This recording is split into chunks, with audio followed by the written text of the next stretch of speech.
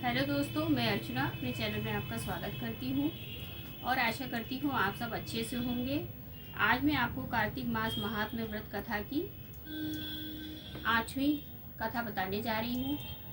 देर न करते हुए चलिए कथा को शुरू करते हैं। बोलिए भगवान विष्णु का ध्यान करते हुए विष्णु भगवान की जय।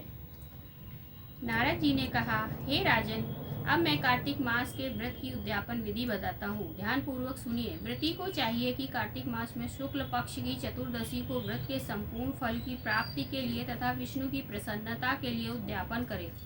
तुलसी के ऊपर चंदोवा बनावे, बंधनवार व फूलों से सुसज्जित करे, चंवर से सुशोभित मंडप बनावे, चारों दरवाजों पर मिट्टी के बने हुए पुण्यशील, सुशील, जय और विजय 4 द्वारपालों को अलग अलग बैठावे। तुलसी की जड़ों में 4 रंगों द्वारा सर्वतोभद्र चक्कर बनावे। उसके ऊपर पंचरत्न नारियल रखे और शुद्ध वस्त्र से कलश को ढके। फिर भगवान विष्णु का पूजन करें। द्वादशी को भगवान विष्णु जागे थे। त्रयोदशी को देवताओं ने उनके दर्शन किए थे। चतुर्दशी को देवताओं ने उनका पूजन किया था। इसलिए भगवान विष्णु की उद्यापन पूजा की जाती है। उस दिन संयम तथा शांत चित्त से व्रत करना चाहिए। अपने गुरु की मूर्ति बनाकर षोडशोपचार तथा विविध नैवेद्य आदि से भगवान का पूजन करें। विविध प्रकार के वाद्यों के साथ कीर्तन करता हुआ उस रात्रि में जागरण करें।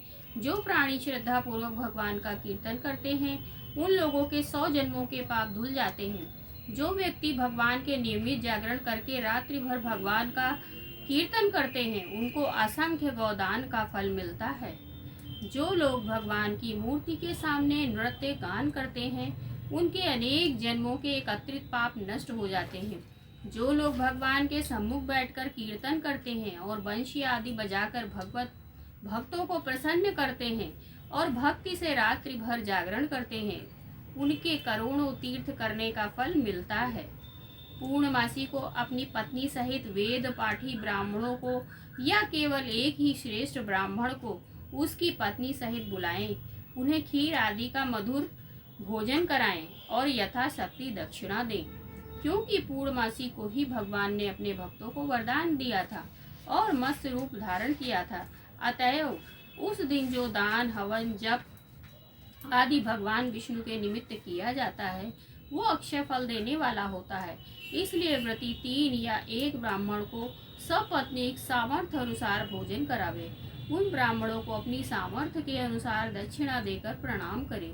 बाद में भगवान विष्णु की पूजा करके अन्य देवताओं तथा तुलसी व कपिला गाय का पूजन करें।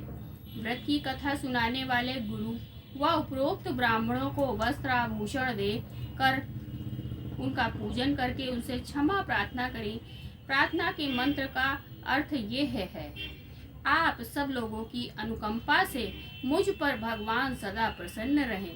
इस व्रत को करने से मेरे 7 जन्मों के किए हुए पाप नष्ट हो जाएं और मेरी संतान चिरंजीवी हो।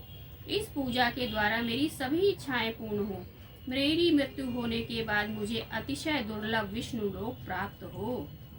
व्रत करने वाला इस प्रकार ब्राह्मणों से क्षमा की प्रार्थना करे और उनको प्रसन्न करके विदा करे। पूजा की सारी वस्तुओं के साथ गाय भी गुरु को दान में दे। पश्चात घर वालों और मित्रों के साथ स्वयं भोजन करें। कार्तिक और माघ मास के उद्यापन के नियम इसी प्रकार बतलाए गए हैं। इस तरीके से जो प्राणी कार्तिक मास का व्रत और उद्यापन करता है वो पाप रहित होकर मन वांछित कामनाओं को प्राप्त करता है।